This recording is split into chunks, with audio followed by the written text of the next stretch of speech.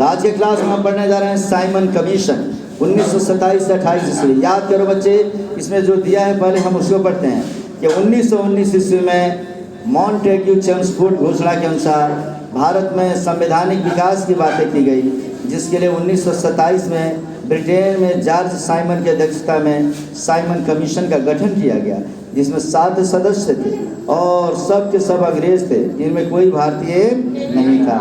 अतः 1928 ईस्वी में साइमन कमीशन के भारत आते ही साइमन कमीशन का पुरजोर विरोध किया गया। लाला लाजपत राय ने साइमन वापस जाओ, साइमन वापस जाओ के नारा के साथ काफ़ी विरोध किया, जिसके कारण अंग्रेज़ों ने उन पर लाठी चलवा दी और उनकी मौत हो गई। परंतु विरोध इतना व्यापक था कि साइमन कमीशन को वापस जाना पड़ा। फिर से पढ़ेंगे साइमन कमीशन। याद करो बच्चे कि 1914 से लेकर 1918 के बीच में समझ लो प्रथम विश्व युद्ध हुआ था। गांधी जी ने अंग्रेज़ों का साथ दिया और उनको भर्ती होने के लिए कहा। हम लोग भर्ती भी हुए, अंग्रेज़ विजयी हुए। गांधी जी ने कहा कि अब गिफ्ट दे दो, तो गिफ्ट के रूप में क्या दिया?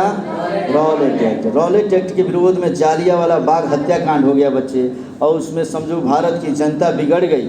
अब बिगड़ के अंग्रेज़ों के खिलाफ जब आंदोलन करना शुरू कर दिया बच्चे, 1919 ईस्वी में खिलाफत आंदोलन शुरू हो गया। तो अंग्रेज़ों ने सोचा कि हम लोग भारत में संविधान का विकास करेंगे और संवैधानिक विकास करने के लिए एक कमीशन का गठन करेंगे। इसलिए 1927 ईस्वी में ब्रिटेन में जॉर्ज साइमन की अध्यक्षता में एक कमीशन का गठन किया गया और बोला गया कि भाई जल्दी से भारत के संविधान बनाने के लिए आप बढ़िया से व्यवस्था कीजिए, नहीं तो 1920-22 ईस्वी में जो असहयोग आंदोलन हुआ था ना, ये भारतीय किसी भी अंग्रेज़ का सुनते नहीं थे, हर जगह असहयोग कर रहे थे।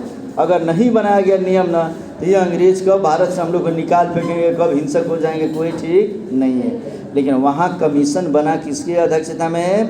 जॉर्ज साइमन की अध्यक्षता में। 7 सदस्य उसमें कमीशन में बैठे और उसका गठन किया, लेकिन सातों के साथ क्या थे?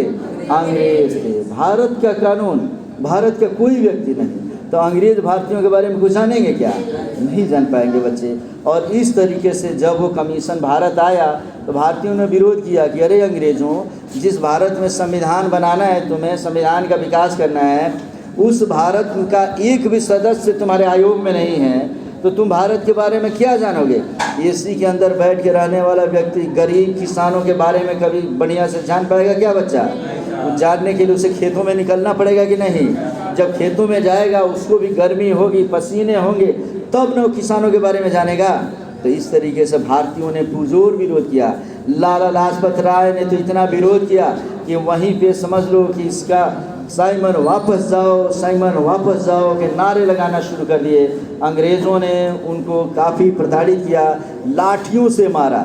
लाठी से उनको इतनी मारी गई बच्चे कि हॉस्पिटल जाते जाते उनकी मौत हो गई। लेकिन अपने मौत के पहले लाला लाजपत राय ने कहा था कि अंग्रेज़ों, हमारे सिर पे पड़ी हुई लाठी की एक एक चोट तुम्हारे सीने के अंदर लोहे की कील बनकर चुभेगी। मान ये भारतीय चुप नहीं बैठेंगे, जल्द ही तुम्हें इसका उत्तर मिलेगा और तुम हमारे देश से निकालकर बाहर कर दिए जाओगे। और अंततः साइमन कमीशन जब वापस चला गया बच्चे, इतना विरोध हुआ कि उसे वापस जाना पड़ा। और जाते जाते उन्होंने कह दिया कि ठीक है, हम लोग तो जा रहे हैं, लेकिन तुम इंडियन, अगर तुम्हारे अंदर कैपेसिटी है तो अपना एक संविधान बना कर दिखाओ, अपना रिपोर्ट प्रस्तुत करो, तब हम मानेंगे कि तुम ऐसा कर सकते हो। और हमारे देश में विश्व प्रसिद्ध एक वकील हुआ करते थे, कौन?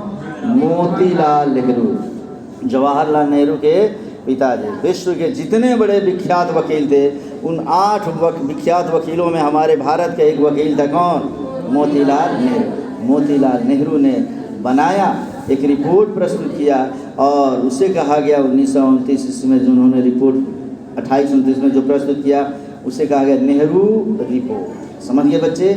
अब हम पढ़ेंगे, इसी के साथ हमारा ये साइमन कमीशन भी ख़त्म हो गया, नेहरू रिपोर्ट भी आगे बता देंगे, और लाहौर अधिवेशन, सविनय अवज्ञा आंदोलन, ये अगले क्लास में हम लोग कल पढ़ेंगे। क्लियर है बच्चों?